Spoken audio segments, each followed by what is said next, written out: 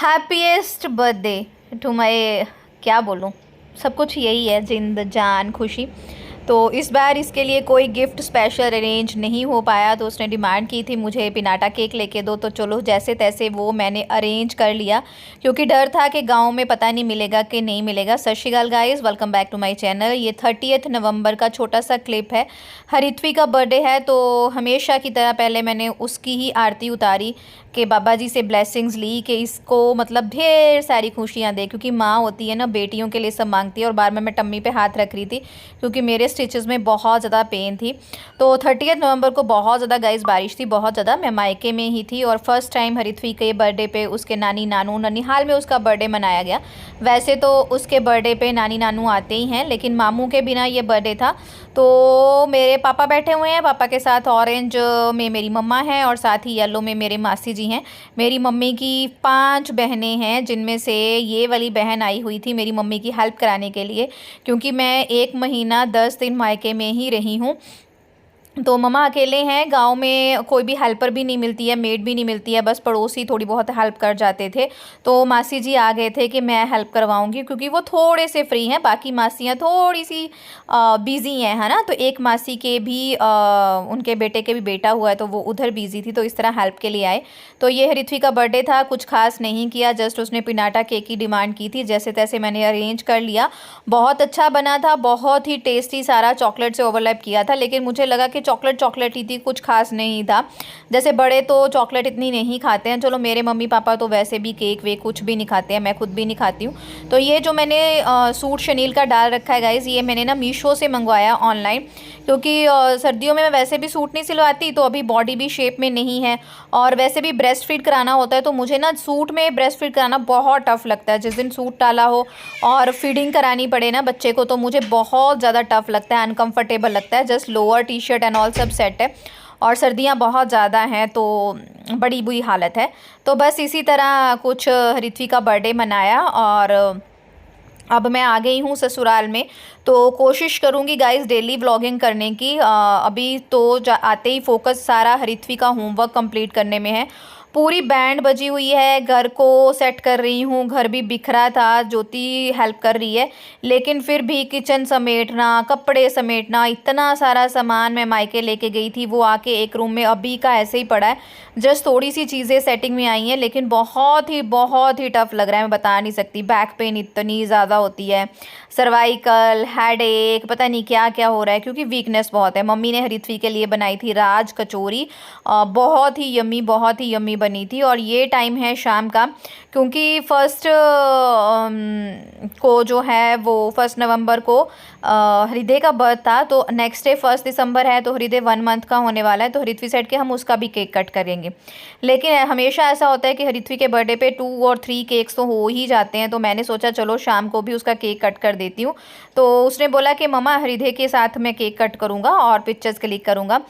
जैसे सब पूछ रहे हैं कि आपकी कैसी लाइफ जा रही है, लाइफ बहुत अच्छी जा रही है, लेकिन बहुत ज़्यादा बिजी जा रही है।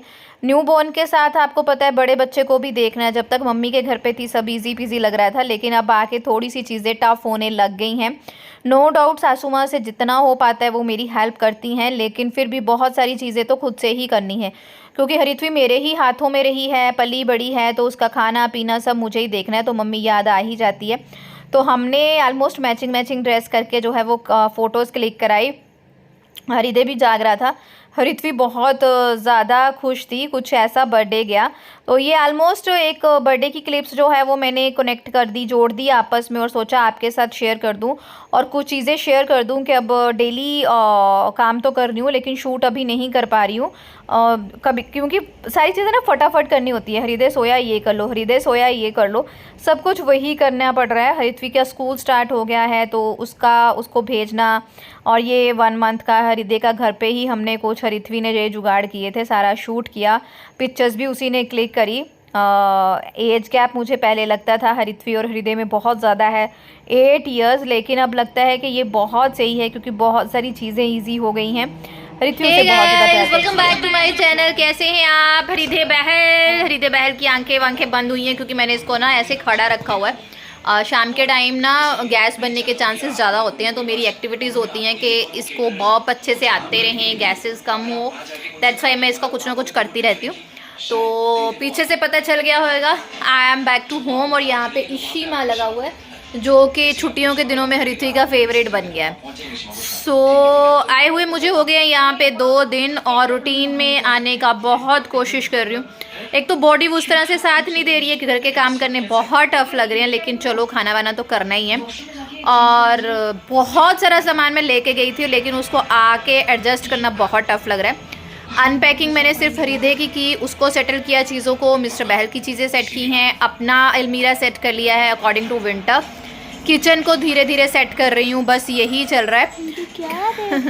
किचन सेट हो रही है और हरिथ्वी की अलमीरा रह गई है बस सेट करने के लिए, और वो मैं आराम से करूँगी। जस्ट अभी मैं तैयारी कर रही हूँ रिथ्वी को स्कूल भेजने की, उसकी चीज़ें वगैरह असेंबल करने की। और यहाँ पे हरिदे हाय करेगा, हरिदे हाय, शोना पर हाय, हरिथ्वी हेलो कर दो, हरिथ्वी हेलो करेगा, हेलो।